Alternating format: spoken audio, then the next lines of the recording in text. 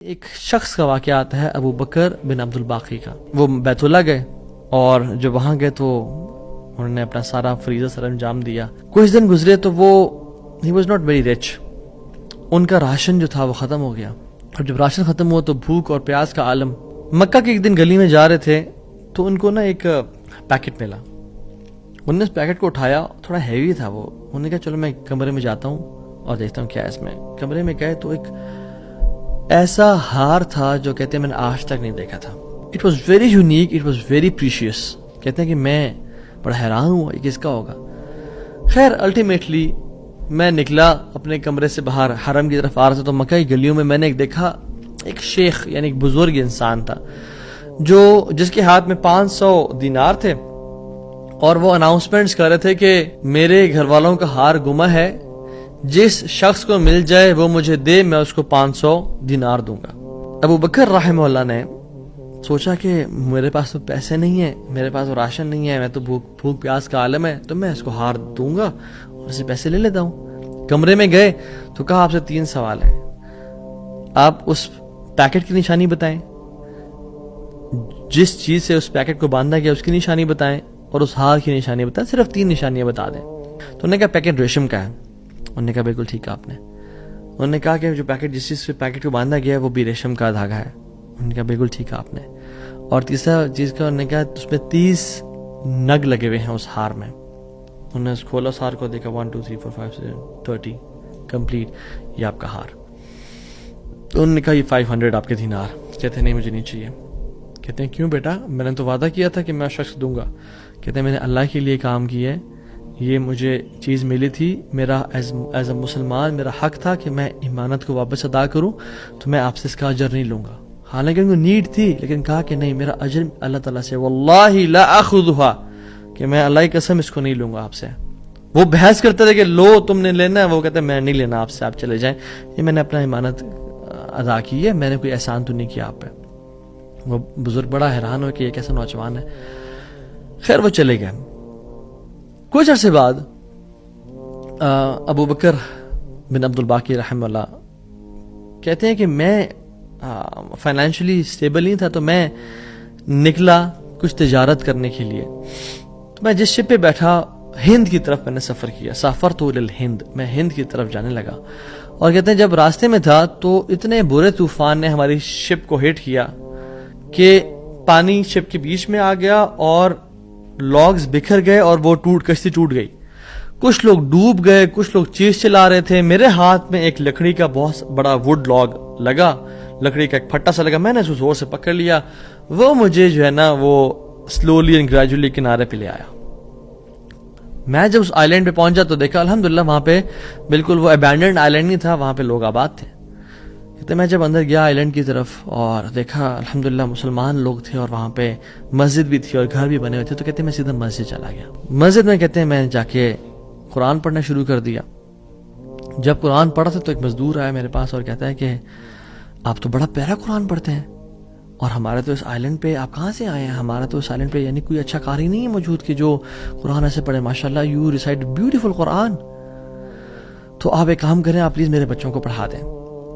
Slowly and gradually لوگ آتے گئے اور ان کو اپنے بچے پڑھاتے گئے, اور وہ ابو بکر رحمہ اللہ اس مسجد کے بڑے نوبل شخص بن گئے کہ لوگ ڈیمانڈ تھی بہت زیادہ, قرآن پڑھ کسی کو آتا نہیں تھا, تو انہوں نے اپنے بچوں کو لایا, لوگ بھی پڑھنا شروع ہو گئے اور ان کو اس مسجد کا ایک طرح سے لیڈر بنا دیا کہ آپ اس کو رن کریں.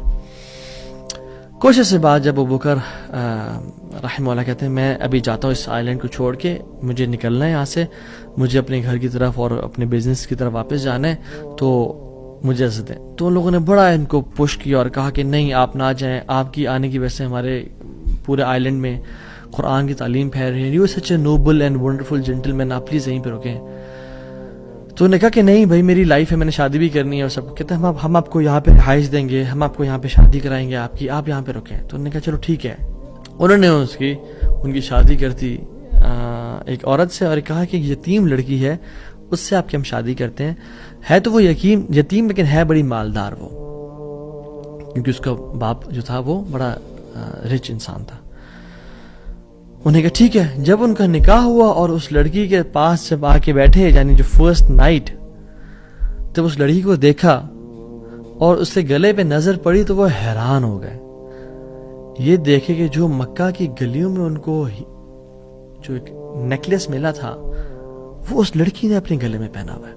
وہ بڑے حیران اور پریشان ہو گئے۔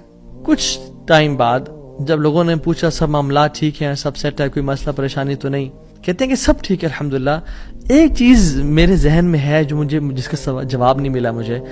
کہتے ہیں کہ جو میری بیوی ہے، اور میں سے پوچھ بھی نہیں سکا ابھی تک کیونکہ حیا اور شرمندگی کی وجہ سے کہ یہ تم نے کہاں سے ملا، because it's very expensive necklace, کہیں اس کو یہ لگے کہ میں لالچی انسان ہوں یا میری نظر اس کے نیکلیس پہ ہے، تو یہ نیکلیس اس کو کہاں سے ملا؟ مجھے تو مکہ کی گلیوں میں ملا تھا اور میں نے ایک بزرگ انسان کو دیا تھا۔ وہ لوگ کیا کرنا شروع ہو گئے، فَحَلِّلُوا وَكَبِّرُوا، وہ کہتے ہیں لا الہ الا اللہ، اللہ اکبر کہنا شروع ہو گئے وہ لوگ، اور کہتے ہیں کہ تم وہ نوجوان ہو؟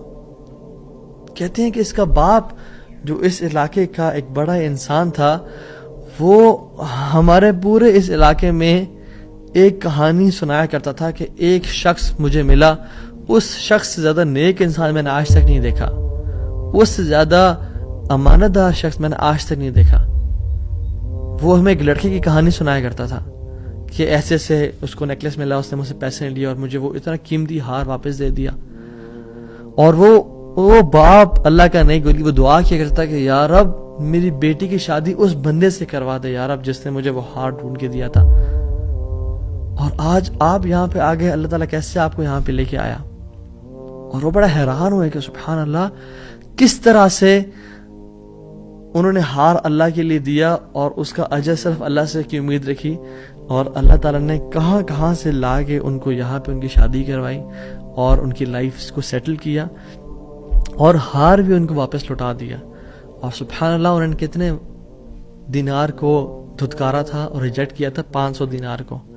کہتے ہیں کہ مجھے ایک ٹائم میں لائف کے ہمیں ضرورت پڑی ہسبینڈ وائف کو، تو ہم نے کہا کہ اس ہار کو بیچ دیتے ہیں۔ جب اس ہار کو ہم نے بیچا تو اس کے 5 لاکھ دینار ہمیں ملے، 5 لاکھ دینار اس کو ملے، یعنی سبحان اللہ 500 کو انکار کیا اور اللہ تعالیٰ نے 5 لاکھ دینار واپس کر دیے، ہار بھی دے دیا، ہار والی بھی دے دی، سیٹل بھی کر دیا لائف کو۔